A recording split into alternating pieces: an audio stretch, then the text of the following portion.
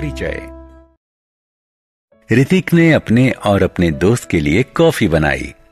उसने 100 मिलीलीटर पानी, 2 चम्मच चीनी, 2 चम्मच कॉफी पाउडर और 100 मिलीलीटर दूध इस्तेमाल किया।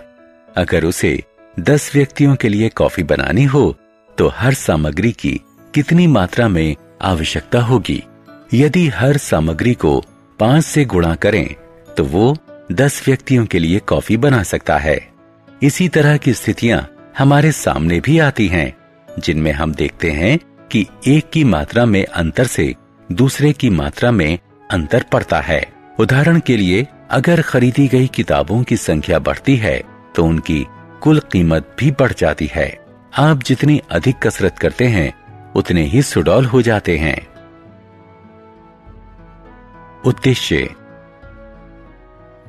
इस पाठ के अंत में आप निम्न करने में सक्षम हो जाएंगे: भिन्नता की अवधारणा पर चर्चा करना, समानुपात को परिभाषित करना, प्रत्यक्ष भिन्नता के अंतर्गत समस्याएं सुलझाना, विलोम अनुपात को पहचानना, विलोम अनुपात के अंतर्गत समस्याओं का मूल्यांकन करना।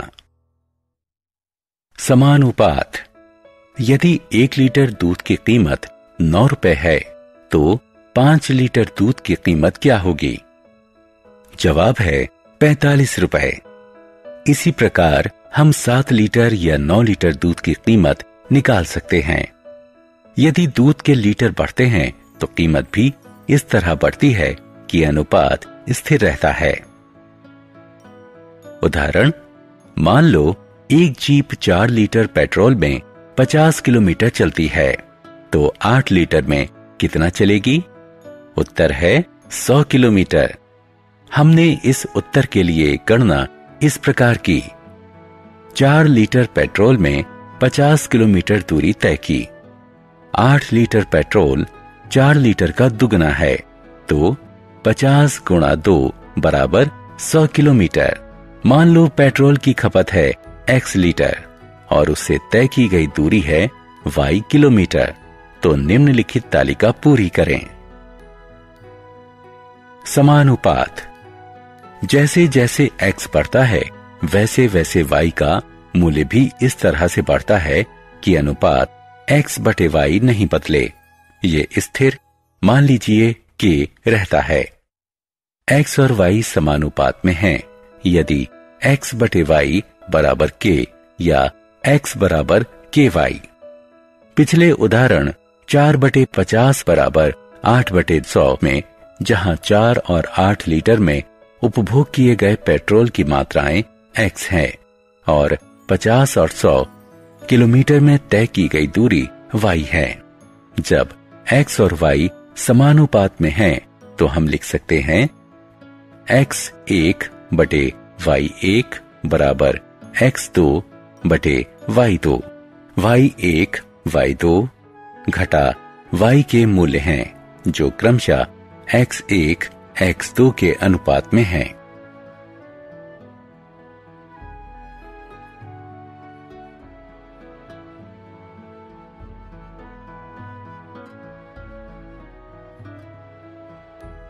उदाहरण 2, 50 मीटर ऊंची एक मीनार की 35 मीटर लंबी परछाई पड़ती है, तो समान परिस्थितियों में उस प्रकाश स्तंभ की ऊंचाई क्या होगी जिसकी 45 मीटर लंबी परछाई पड़ती है? हल। मान लीजिए प्रकाश स्तंभ की ऊंचाई है x मीटर। हम तालिका बनाते हैं जैसे कि नीचे दिखाई गई है। ऊंचाई जितनी अधिक होगी परछाई उतनी ही लंबी होगी, इसलिए ये हुआ समानुपात। हम निम्नलिखित संबंध अपनाएंगे। प्रकाश स्तंभ की ऊंचाई है 64.2 मीटर।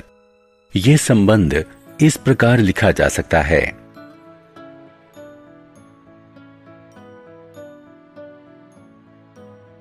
उदाहरण, एक विमान 520 किलोमीटर प्रति घंटा की समान गति से उड़ रहा है। 45 मिनट में वो कितनी दूरी तय करेगा? 500 किलोमीटर की दूरी तय करने में उसे कितना समय लगेगा? हल। मान लीजिए 45 मिनट में तय की गई दूरी x किलोमीटर और 500 किलोमीटर की दूरी तय करने में लगा समय y मिनट है। चूंकि गति समान है, इसलिए तय की गई दूरी समय के समानुपात में होगी।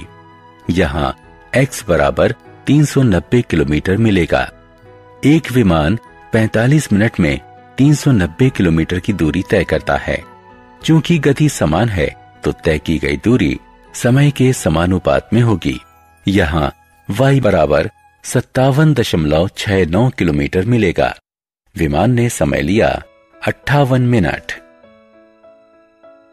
विलोम अनुपात। दो मात्राएं कभी इस तरह से भी बदल सकती हैं, जिसमें एक मात्रा बढ़ती है और दूसरी घटती है। जैसे ज़ेरॉक्स प्रतियों की संख्या बढ़ती है और लागत कम हो जाती है। इसी प्रकार श्रमिकों की संख्या बढ़ती है और काम खत्म करने में लगने वाला समय घट जाता है। उदाहरण, एक हौद को 2 घंटे 30 मिनट में भरने के लिए 5 टैंकर चाहिए। उसी तरह के यदि केवल 3 टैंकर हों, तो हौद भरने में कितना समय लगेगा?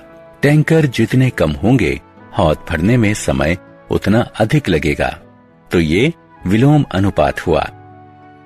इस तरह 3 टैंकरों को हौद भरने में लगे 4 घंटे और 10 मिनट। विलोम अनुपात। उदाहरण, एक कक्षा में 30 छात्र हैं। उनके लिए 18 मेजों की जरूरत है। अगर 15 छात्र और आ जाएं, तो कितनी मेजों की जरूरत पड़ेगी? छात्रों की संख्या बढ़ेगी तो कक्षा के लिए जरूरी मेजों की संख्या भी बढ़ेगी। ये समानुपात है।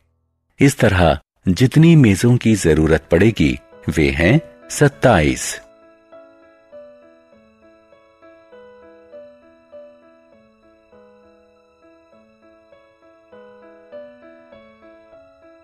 सारांश। आइए हमने जो कुछ सीखा है उसे संक्षेप में दोहराएं। अगर दो राशियां x और y इस तरह एक साथ बढ़ती घटती हैं कि उनके समकक्ष मूल्यों का अनुपात स्थिर रहे, तो वो समानुपात में मानी जाती हैं। अगर x बटा y बराबर k है, यहाँ k सम संख्या है, तो कहा जाएगा x और y समानुपात में बदलते हैं।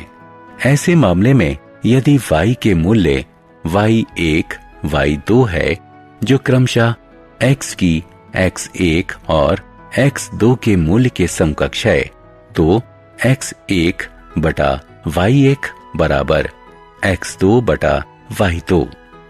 दो राशियां x और y विलोम अनुपातिक कही जाती हैं। अगर x में वृद्धि होने से y में अनुपातिक गिरावट और इसके विपरीत भी इस तरह आती हो कि उनके समकक्ष मूल्यों का परिणाम स्थिर रहे, अर्थात अगर xy बराबर k है, तो कहा जाता है कि x और y में विलोम अनुपातिक बदलाव होता है।